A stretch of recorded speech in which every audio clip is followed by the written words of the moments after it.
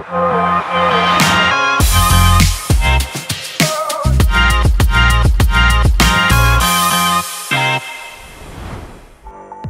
আলাইকুম। Hello travel প্রেমীরা, British Bangla travel থেকে আমি মুজাহিদ আপনাদের জন্য আজকে নিয়ে এসেছি কিছু গুরুত্বপূর্ণ ট্রাভেল নিউজ যা প্রত্যেক বাংলাদেশি ট্রাভেল প্রেমিকদের জন্য জানার প্রয়োজন।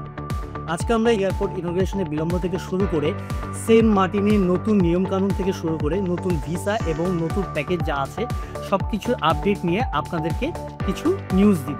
সো অবশ্যই আমাদের সঙ্গে থাকুন। তো শুরু করি আমাদের প্রথম নিউজ দিয়ে। প্রথম নিউজটা হচ্ছে কক্সবাজার এয়ারপোর্ট। আপনারা সম্প্রতি জেনেছেন যে কক্সবাজার এয়ারপোর্টটিকে ইন্টারন্যাশনাল এয়ারপোর্ট হিসেবে ঘোষণা করার ঠিক কিছুদিনের মধ্যেই ইন্টারন্যাশনাল এয়ারপোর্টের পারমিশনটা স্থগিত করা হয়েছে। 12 অক্টোবর এই স্থগিত আদেশটা আসে। এখনও কোনো শক্ত নিউজ আমরা হাতে পাইনি, তবে জানা যাচ্ছে যে এয়ারপোর্ট কার্গোতে আগুন লাগার কারণে এবং কিছু ইনিশিয়েটিভ দিতে পিছিয়ে যাওয়ার কারণে এবং সিকিউরিটি ইস্যুর কারণে বর্তমানে পদক্ষেপটা স্থগিত আছে। তো যারা আপনারা মনে করছেন যে কক্সবাজার এয়ারপোর্টটা এখনই একটি ইন্টারন্যাশনাল এয়ারপোর্ট হিসেবে পরিণত হতে পারবে, সেক্ষেত্রে আমাদেরকে বেশ কিছুদিন ওয়েট করতে হবে। বাট অবশ্যই এই টার্মিনালটা আশা করছি একদিন ইন্টারন্যাশনাল টার্মিনালে পরিণত হবে। সো চলে আসি আমাদের দ্বিতীয় নিউজে, সেন্ট মার্টিনের নতুন কিছু নিয়মাবলী। রিসেন্টলি সরকার আইন জারি করেছে সেন্ট মার্টিনে প্রবেশ করার জন্য। এর ভিতরে 12টি নিয়ম উল্লেখযোগ্য আছে। 12টি নিয়মে আমি আপনাদের সাথে আজকে শেয়ার করছি। অবশ্যই সেন্ট মার্টিন যাওয়ার পূর্বে এই নিয়মকানুনগুলো অবশ্যই ফলো করার চেষ্টা করবেন। প্রথম পয়েন্টটি হচ্ছে প্রতিদিন 2000 দর্শকের বেশি যাওয়া নিষেধ।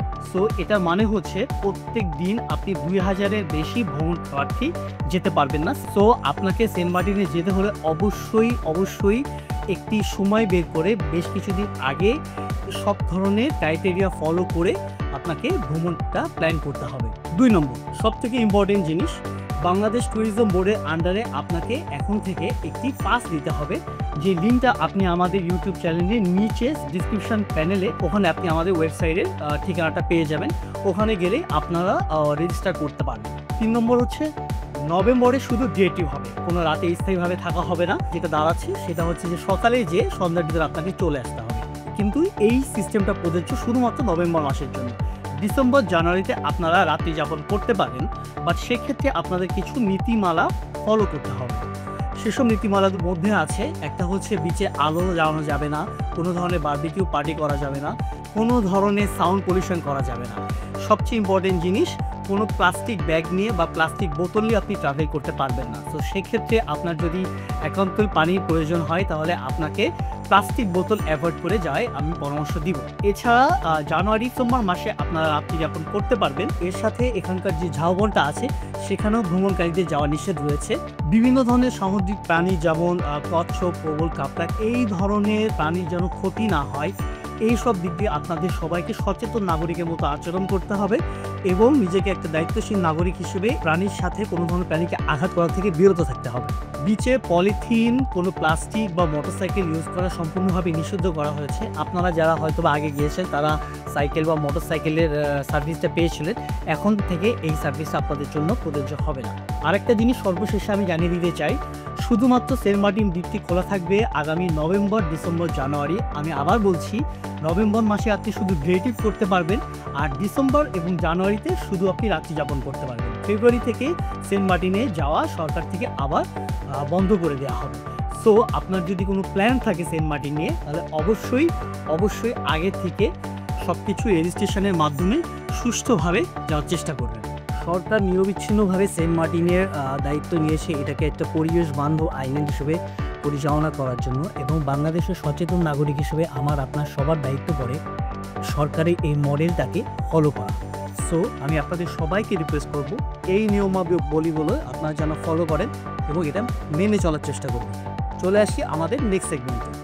বর্তমানে আমাদের অনেক দেশে ভিসা প্রসেস হচ্ছে না, অনেক দেশে ভিসা প্রসেস জটিলতার মুখোমুখি হয়েছে সাম্প্রতিক কারণে। সো আমরা আজকে কিছু জিনিস জেনে নিতে চাই, যেমন visa on arrival. Bangladesh passport হোল্ডারকারীদের জন্য ভিসা অন অ্যারাইভাল ক্ষেত্রে কোন কোন দেশ আমাদের জন্য উন্মুক্ত আছে সেই ডিসক্রিপশনটা আমি আজকে আপনাদেরকে জানতে চাচ্ছি। প্রথমে আসি ওশেনিয়া মহাদেশের দিকে। সেখানে হচ্ছে সামো আর টুভালু নামে 2টি রাজ্য আছে যেখানে আপনি ভিসা অন অ্যারাইভালে যেতে পারবেন।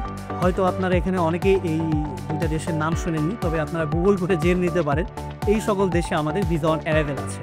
এছাড়া আফ্রিকার অনেকগুলো দেশ আছে, তার ভিতরে আছে হচ্ছে কমোরাস, মাদাগাস্কার, রুয়ান্ডা, সিয়েরা লিওন, এই সকল দেশগুলো আপনি ভিসা অন অ্যারাইভেলে ভিজিট করতে পারেন। বাট আমি যতদূর জানি এখানে কোনো আমাদের বিমান ডিরেক্ট ফ্লাইট যায় না। সো আপনাকে একটু নিজে থেকে রিসার্চ করে আপনার সর্বোচ্চ কম মূল্যে আপনি এই ডেস্টিনেশনগুলো বের করে ঘুরে আসতে পারেন। এশিয়ার মধ্যে আমরা অনেক ভিসা অন অ্যারাইভাল কান্ট্রি, আপনারা হয়তো অনেক কিছু জেনে থাকতে পারেন। সেক্ষেত্রে ভুটান আছে, নেপাল আছে, মালদ্বীপ আছে, সোমালিয়া আছে। এই সব ডেস্টিনেশনের ভিতরে সবচেয়ে ক্যাচি ডেস্টিনেশনগুলো আমরা ধরি সাধারণত ভুটান, মালদ্বীপ এবং নেপালকে। ভুটানকে আপনারা সবচেয়ে শান্তিপ্রিয় দেশ হিসেবেই জানেন। অনেকে ভুটানে অনেক আগে গিয়েছিল। রিসেন্টলি ভুটানে অনেক ট্যুরিজম অ্যাক্টিভিটিস বেড়েছে। আগে ওদের একটা SDF ফি লাগতো $200 পার ডে। আর বর্তমানে ভুটান গভর্নমেন্টের সাথে বাংলাদেশ গভর্নমেন্টের সুসম্পর্কের কারণে আমরা এটাকে $15 নামিয়ে এনেছি। একটি হচ্ছে এয়ারলাইন্স আমাদের এখান থেকে ভুটানে যায়, সেটা হচ্ছে ব্রুক এয়ারলাইন্স। তো আপনি যদি কখনো ভুটানে প্ল্যান করে থাকেন অবশ্যই আজই ঘুরে আসতে পারবেন। যত দ্রুত সম্ভব ঘুরে আসুন। ভুটানে যে আপনার মানসিক স্থিরতা এবং শারীরিকভাবে আনন্দ আপনি অনেক দূরে একসাথে পাবেন। এছাড়া আরও একটি দেশ আছে, আপনারা হয়তো বা জানেন, শ্রীলঙ্কার কিছুদিন আগেও আমাদের ভিসা অন অ্যারাইভাল একটা কান্ট্রি ছিল। হয়তো বা অনেকেই জানেন গত 15 অক্টোবরে একটি নির্দেশনা আসার পর থেকে আমরা ভিসা অন অ্যারাইভাল সার্ভিসটা এখন শ্রীলঙ্কা থেকে পাচ্ছি না। তবে ই ভিসার মাধ্যমে আমরা শ্রীলঙ্কা ঘুরে আসতে পারবো। ই ভিসাটা কি? ই ভিসা হচ্ছে অনলাইনে একটি পোর্টালে যে আপনি কিছু ইনফরমেশন দিবেন, সেক্ষেত্রে অনলাইন থেকে আপনাকে একটা ই ভিসা স্বরূপ একটা মেল করা হবে, যেখানে আপনাকে ই ভিসা রেজিস্ট্রেশন সম্পন্ন করা হবে। আমরা লিঙ্কটা আমাদের ইউটিউবে ডিসক্রিপশানে আপনি পেয়ে যাবেন। সো আপনি চাইলেই শ্রীলঙ্কা ঘুরে আসতে পারেন। এমন না যে ভিসা অন অ্যারাইভাল নেই বলে যেতে পারবো না। বাট ই ভিসা প্রসেসটা করতে সাধারণত আপনাকে 24 ঘন্টার ভিতরে আপনি ফলাফলটা পেয়ে যেতে পারেন। সো 48 ঘন্টার ভিতরে আপনি ডিসাইড করলে আপনি শ্রীলঙ্কা যেতে পারবেন, পেছনে কোনো কারণ নেই। সো আমরা আসি আমাদের লাস্ট সেগমেন্টে। আসলে যেহেতু শ্রীলঙ্কার কথাই বললাম, সো আমরা রিসেন্টলি ব্রিটিশ বাংলা ট্রাভেলস একটি 2 কান্ট্রি প্যাকেজ করেছি শ্রীলঙ্কা এবং মালদ্বীপকে নিয়ে। যেহেতু দুইটা ডেস্টিনেশনই হচ্ছে কাছাকাছি আছে, আপনারা চাইলে আমাদের Facebook page British Bangla travels বা ব্রিটিশ বাংলা ট্রাভেলসে যে আপনি দেখে আসতে পারেন। ওখানে আমাদের প্যাকেজ রাখা আছে। বা আপনি যদি আপনার পছন্দ অনুযায়ী প্যাকেজ মডিফাই করতে চান, আইটিনারির বাইরে নতুন কিছু অ্যাড করতে চান, অবশ্যই ওখানে আমাদের যোগাযোগ নাম্বার দেওয়া আছে, হোয়াটসঅ্যাপ দেওয়া আছে, ইমেল অ্যাড্রেসও দেওয়া আছে এবং আমাদের ঠিকানাও দেওয়া আছে। আপনাদের কোনো ধরনের পার্সোনালাইজ আইটিনারি আমরা সুন্দরভাবে কাস্টমাইজ করে আপনাদেরকে প্যাকেজ দিব সাশ্রয়িক মূল্যে। সো বিস্তারিত প্যাকেজ সম্পর্কে জানতে হলে এবং অন্যান্য দেশের প্যাকেজ সম্পর্কে যদি জানতে চান, তাহলে অবশ্যই আমাদের ডিসক্রিপশানে আমাদের ফোন নাম্বার দেওয়া থাকবে, হোয়াটসঅ্যাপে দেওয়া থাকবে। আপনারা আমাদেরকে ফেসবুক, ইনস্টাগ্রামেও পেজে পেয়ে যাবেন। ব্রিটিশ বাংলা ট্রাভেলস নামে এই পেজটি আছে। আর বিস্তারিত জানার জন্য আমাদেরকে মেলও করতে পারেন। আমাদের অফিসের ঠিকানাও ডিসক্রিপশানে দেওয়া থাকবে। সো যত দ্রুত সম্ভব আসবেন, তত সুন্দর সার্ভিস পাবেন। আশা করি আমরা আপনাকে নিরাশ করব না। তো এই ছিল আজকে আমাদের ট্রাভেল নিউজে। বর্তমানে আমাদের ট্রাভেল ল্যান্ডস্কেপে অনেক ধরনের পরিবর্তন আসছে।